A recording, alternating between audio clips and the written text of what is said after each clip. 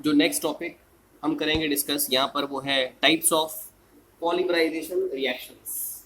हम लोग जानते हैं कि पॉलीमराइजेशन रिएक्शंस होती हैं वो दो प्रकार की होती हैं। पहली कहलाती है एडिशन या चेन ग्रोथ पॉलीमराइजेशन, जबकि सेकेंड टाइप ऑफ रिएक्शन जो होती हैं उनको बोलते हैं कंडेंसेशन पॉलीमराइजेशन या स्टेप ग्रोथ पॉलीमराइजेशन। सबसे पहले यहाँ पर हम लोग बात करेंगे एडिशन पॉलीमराइजेशन के बारे में, जिसको चेन ग्रोथ पॉलीमराइजेशन भी कहा जाता है। तो इस प्रकार की पॉलीमराइजेशन रिएक्शंस में सेम मोनोमर्स या डिफरेंट मोनोमर्स आपस में एक दूसरे के साथ कंबाइन करते हैं लार्ज स्केल पर और पॉलीमर को फॉर्म कर देते हैं। ठीक है, तो मैंने आपको बताया एडिशन का मतलब होता है कि जब भी सेम टाइप ऑफ मोनोमर्स या डिफरेंट टाइप्स ऑफ मोनोमर्स एक दूसरे के साथ ऐड होते हैं large scale पर to form a polymer, then the formed polymer is called as addition polymer and the reaction is called as addition polymerization reaction। सबसे important चीज यहाँ पर ये एडिशन पॉलीमराइजेशन रिएक्शंस में जो मोनोमर्स इन्वॉल्व होते हैं वो आपके अनसैचुरेटेड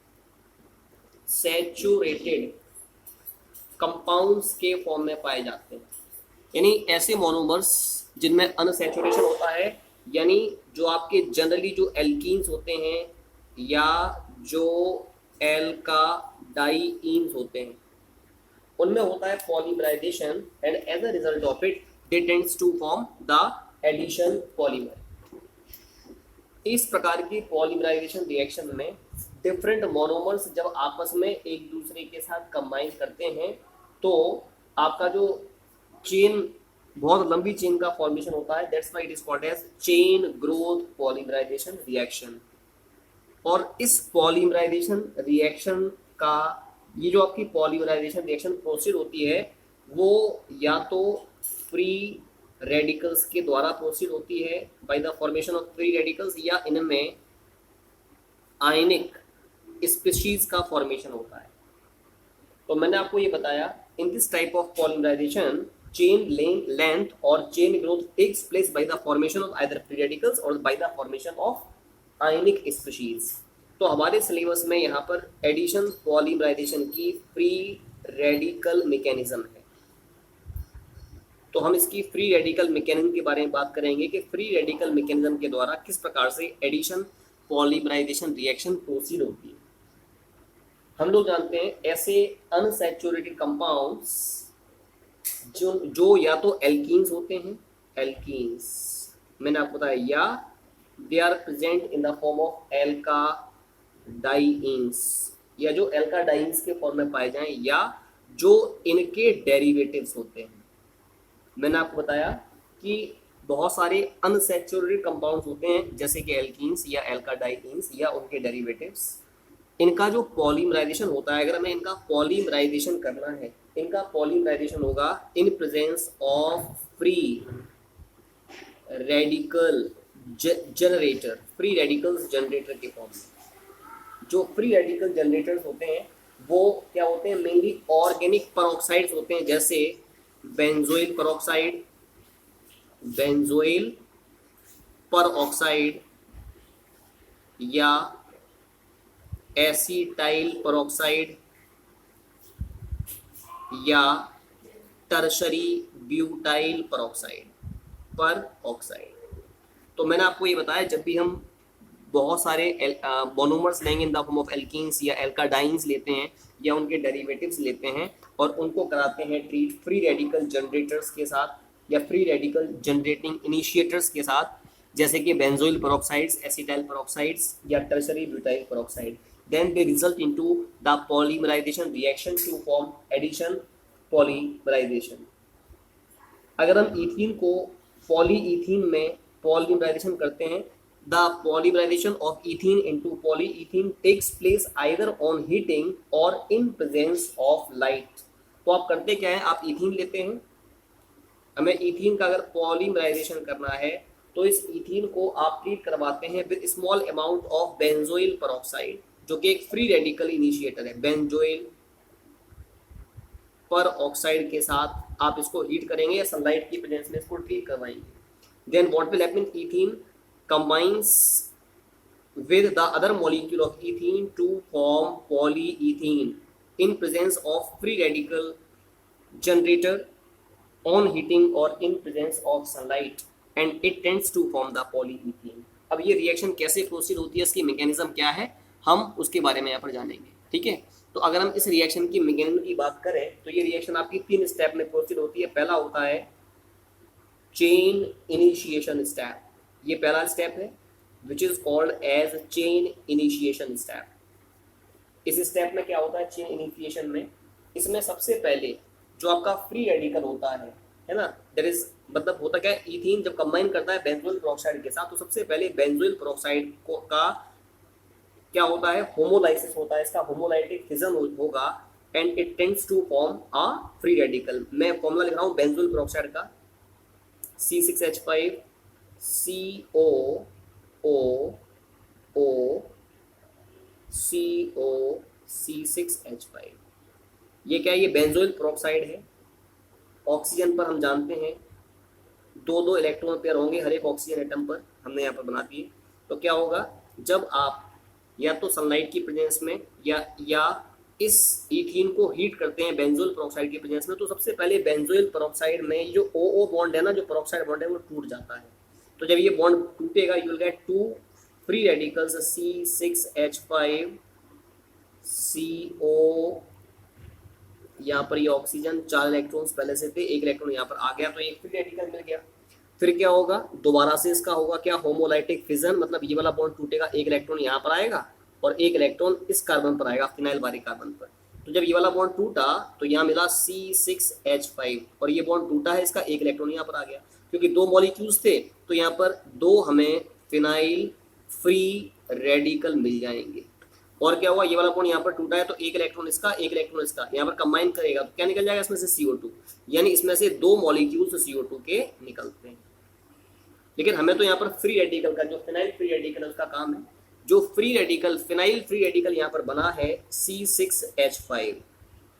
अब ये कंबाइन करता है, किसके साथ कंबाइन करता है, it tends to combine with the ethene molecule, ये इथीन से कंबाइन करेगा। कैसे करेगा, आपने लिया CH2 डबल बॉन्ड CH2, क्या होगा, इसका होगा होमोलाइटिक फिजन, ये बॉन्ड टूटेगा, 1 इलेक्ट्रॉन यहाँ पर 1 इलेक्ट्रॉन यहाँ पर आया कार्बन पर। जब ये बॉन्ड यहाँ पर टूटा, कार्बन पर इलेक्ट्रॉन आया तो इस कार्बन का 1 इलेक्ट्रॉन इस कार्बन के 1 इलेक्ट्रॉन से कंबाइन कर लेगा और एक बॉन्ड बन जाएगा C6H5 CH2 single bond CH2 और 1 इलेक्ट्रॉन ये। तो ये क्या बना, ये भी आपका फ्री रेडिकल का ही फॉर्मेशन हुआ है, ये भी फ्री रेडिकल है। फ्री रेडिकल का मतलब एक ऐसी स्पीशीज जिसमें कार्बन एटम पर और इलेक्ट्रॉन पाया जाए उसको हम लोग फ्री रेडिकल्स कहते हैं। इसको आपने क्लास 11th में पढ़ा होगा। और जब भी फ्री रेडिकल का फॉर्मेशन होता है it always takes place by homolysis. इसमें होमोलाइसिस हो रहा है।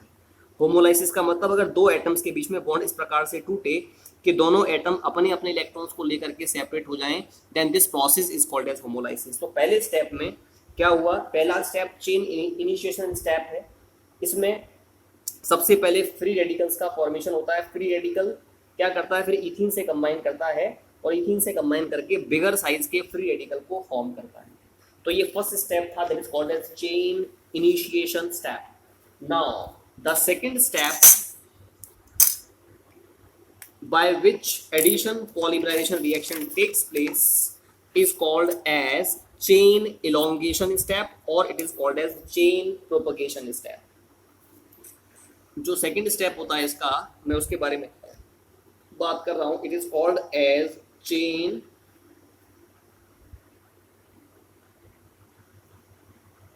प्रोपगेशन स्टेप बोले या चेन इलोंगेशन स्टेप बोले, एक ही बात है। ठीक है, अब चेन प्रोपगेशन स्टेप क्या है देखिएगा। जो फ्री रेडिकल मिला है आपको, बिगर free radical C6H5 CH2 CH2, ये फ्री रेडिकल है। ये कंबाइन करेगा दूसरा इथीन के मॉलिक्यूल के साथ CH2 डबल बॉन्ड CH2, ये दूसरा मॉलिक्यूल है इथीन का, इससे कंबाइन करेगा। कैसे होगी रिएक्शन, दोबारा से होगा होमोलाइसिस। ये बॉन्ड इस तरह टूटेगा, 1 इलेक्ट्रॉन यहाँ पर चला जाए, 1 इलेक्ट्रॉन यहाँ पर चला जाए, तो दोबारा से इसका क्या हो रहा है, होमोलाइसिस हो रहा है। तो क्या मिला आपको, C6H5 single bond CH2 single bond CH2। जब ये बॉन्ड टूटा, 1 इलेक्ट्रॉन यहाँ पर आया, इस पर 1 इलेक्ट्रॉन था, इन दोनों के बीच में क्या बन जाएगा, एक सिंगल बॉन्ड बनेगा। ये जब बॉन्ड टूटा तो सिंगल बॉन्ड CH2 और इस पर क्या आया, एक ऑड इलेक्ट्रॉन यानी फ्री रेडिकल आया।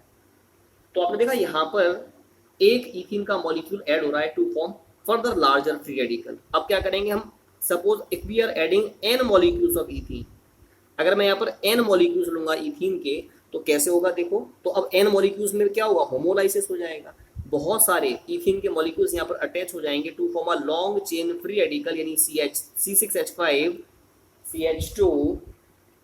CH2 we can write whole n, और लास्ट में मैं रिप्रेजेंट कर रहा हूँ CH2 free radical.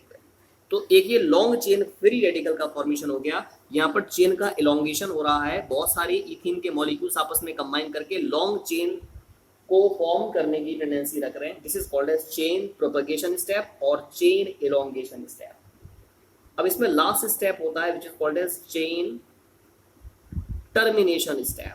Chain termination step, chain termination का मतलब, अब जो चेन है ना, जो लॉन्ग चेन बन रही थी, उस लॉन्ग चेन का बनना जो है वो स्टॉप हो जाता है, चेन आपकी टर्मिनेट हो जाती है।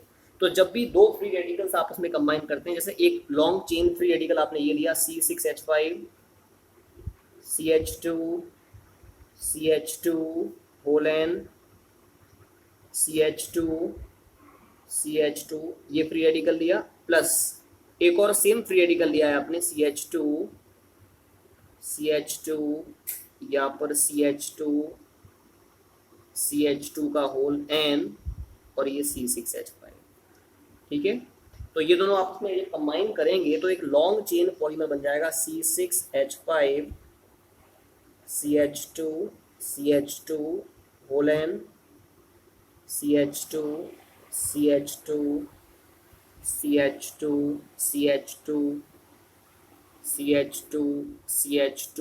होल n और C6H5, ठीक है। ये जो पॉलीमर यहाँ पर बना, it is called as polyethene. So this particular mechanism is called as free radical mechanism of formation of ethene, polyethene. ये पॉलीइथीन को बनाने का जो फ्री रेडिकल मैकेनिज्म है उसके बारे में हमने डिस्कस किया। अब इसके बाद नेक्स्ट टॉपिक है the preparation of some important addition polymers. Preparation of addition polymers, कुछ इंपॉर्टेंट एडिशन पॉलीमर्स हैं, अगर आप उनको प्रिपेयर करना चाहते हैं, कैसे प्रिपेयर करेंगे उनके बारे में बात कर रहा हूँ। सबसे पहला जो पॉलीमर है आपका वो है पॉलीइथीन। पॉलीइथीन को कैसे बनाएंगे, सबसे पहले जो पॉलीइथीन होते हैं ना, वो दो प्रकार के होते हैं, ये दो टाइप के होते हैं। सब पहले मैं बात करूंगा what you mean by low density polyethene. Low density polyethene, ठीक है। इसको लो डेंसिटी पॉलीथीन को हम लोग LDP भी कहते हैं। क्वेश्चन यहाँ पर इसका फॉर्मेशन होता कैसे, अगर आप इथीन लेते हैं, यू आर टेकिंग इथीन, आपने इथीन लिया और इसका आप करा रहे हैं क्या, polymerization at a temperature of 350 to 570 Kelvin as well as the temperature that you are taking here is 1000 to 2000 ATM pressure। जब आप इथीन को इस टेम्परेचर और इस प्रेशर के ऊपर ट्रीट करते हैं, इसका कराते हैं polymerization in presence of either oxygen और in presence of peroxide initiator.